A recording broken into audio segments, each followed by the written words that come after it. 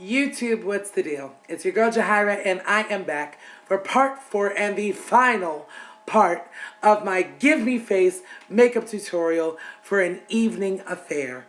So, we are now at the point, the finishing touch, the exclamation part at the end of a very long sentence, the lips. Now, my lips are going to be the focal point of this entire look, and I'm super excited to be able to bring it to y'all. It's a new lip that I'm trying out for the very first time, and I'm seeing it for the very first time at the same time y'all will be seeing it. As you know, I have covered concealing and foundation. I've covered contouring. I have covered and blush. I've covered my eye look, as you can see, and now we are at the point of lips. It's the end of a very long journey. I really appreciate those of you who have stuck with me through all 4 parts. And after this, I am so going to bed. But here we go with the lips. Stay tuned.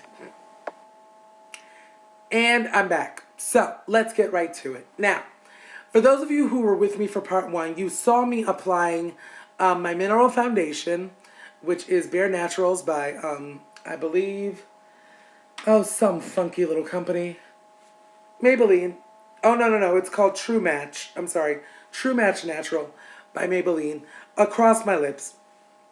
Now, one thing you did not notice that I highly recommend, especially when you are doing a bold matte lip, which is what I will be going for, is the exfoliation of your lips. You can take any toothbrush.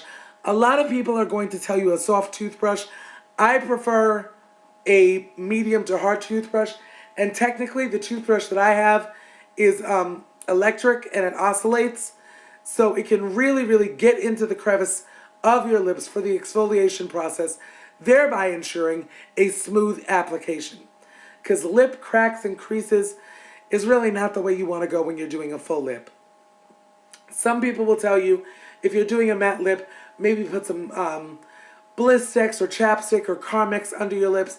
I personally, like a matte feel to my lips. It's non-transferable, and moisturizing your lips prior to that kind of makes a matte lip wear off faster. And I'm going to need this lip to be on pretty much all night. So, this is really going to be like the shortest video. I am using a CoverGirl Outlast Smoothwear lip liner in chocolate. Now, here's the thing with me and lip liner. A lot of people, a lot of makeup artists would tell you that your lip liner should be an exact match to your lipstick. And that's personally, again, people, we're talking matters of preference. It's just not what I like. I appreciate the look of a 3-dimensional mouth. And so, with me, my lip liner tends to be darker than the actual lipstick that I use.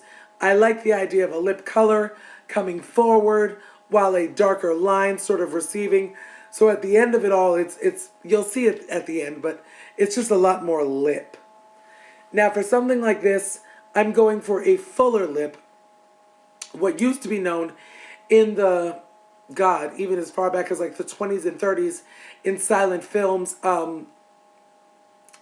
Louise Brooks did it, Clara Bow did it. It's called the bee stung lip. And the bee stung lip is thinner on the sides and fuller on the heart mouth. And it's actually done exaggeratedly within the lip line, but for me personally, I'm not going to do it that way. You'll see the difference, but I'm not going to be tracing the exact contours of my lips. There will be some subtle differences, which I'll show you now. Me personally, I always start out with the bottom lip. So, taking my lip liner and starting really almost to the point of where I could close my mouth on it. Because again, I want the corners to be a little thinner and the pout to be a little fuller. I'm just going to start tracing.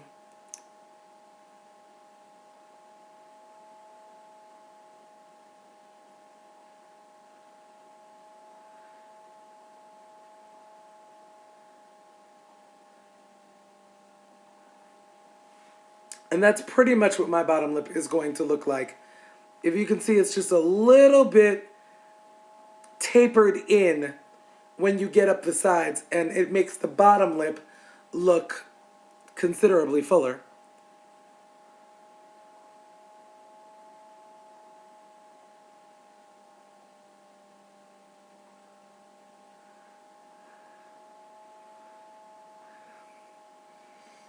So if that makes any sense, then there we are. Now for the top lip, I like it to be a very pronounced heart shape. So you'll find that I'm going to start in the middle, and I'm actually going to lightly, and I mean very, very lightly, overdraw my top lip just slightly. And when I say overdraw, it's really not creating a whole new mouth. It's just taking my pencil to the very, very top of the peak of my V and bringing it around. Again, you'll see. It's easier to demonstrate than it is to explain, but hopefully you'll get there with me.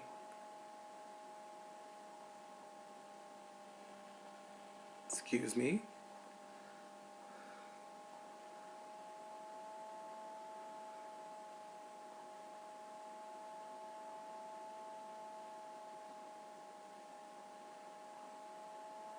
And again, I'm bringing it in a little bit further in on the sides.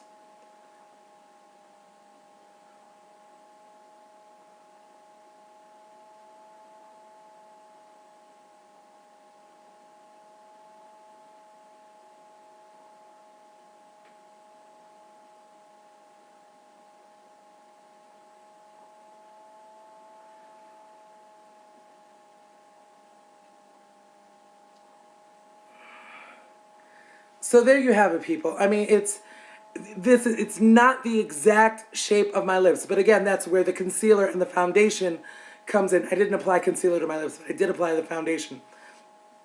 The foundation works to conceal the natural shape of my mouth so that I can give just a little bit more of an impact with my lips than I could with my natural lip shape. I don't have thin lips per se, but they're not as full as I generally like them to be.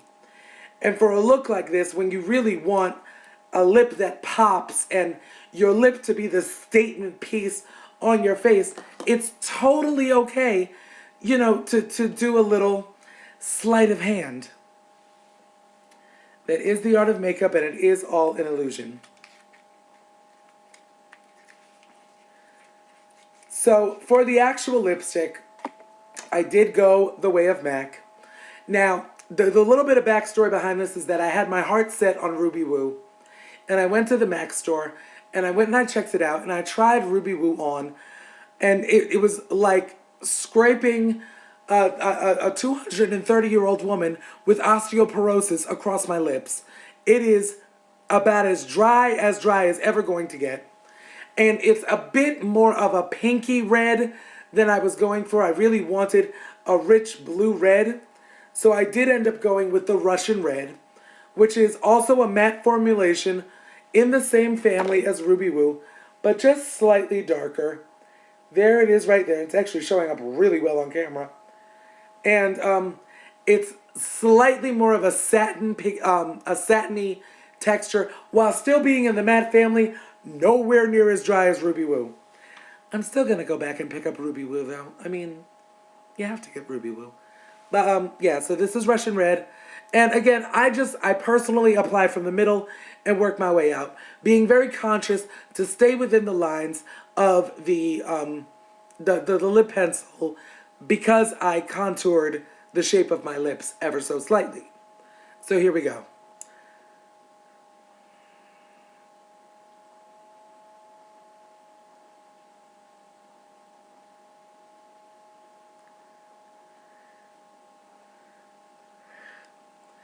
You know, it's not as dry as Ruby Woo, but it ain't wet either, I'll tell you that much.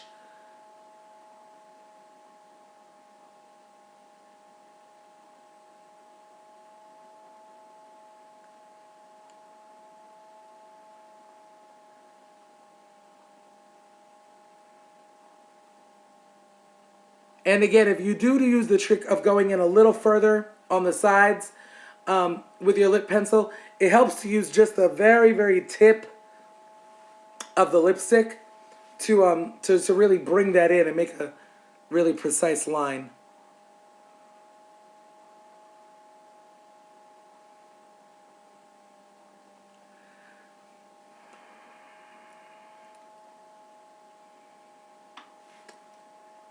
So, y'all hold on one second. Be right back. All right, y'all, I'm back. So, this is not the outfit that I will be wearing for my event, nor is this the hair that I'll be wearing for the event either. But I wanted to give y'all just a chance to see a look, because sometimes it gives you a better impression of what the finished face looks like. So, you guys, it's the end of the road. As you know, part one we discovered and encountered concealer and foundation and mineral foundation. Part two was all about contouring and blush.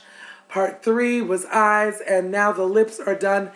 And this is what I've got, y'all. This is the my finished face for my big night. I'm really, really happy with the outcome of it. I feel great about it. I really do. And I think that with what I plan to wear, and y'all know I will take pictures, and the hair that I'm going to be doing and everything like that, it's going to come together really nicely. Now, again, I talked before about rules. Can this be a daytime look? I believe that it can.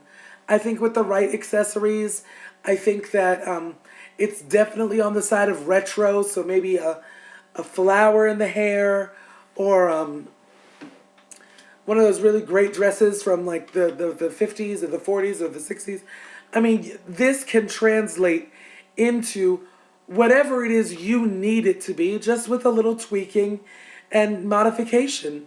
So yeah, this is it, y'all. This is the final product, and I'm feeling great about it.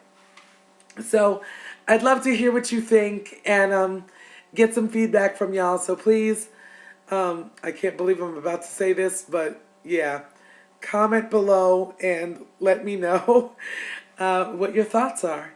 And until next time, YouTube, you know I will be back incredibly soon. And so, from me to you, one love.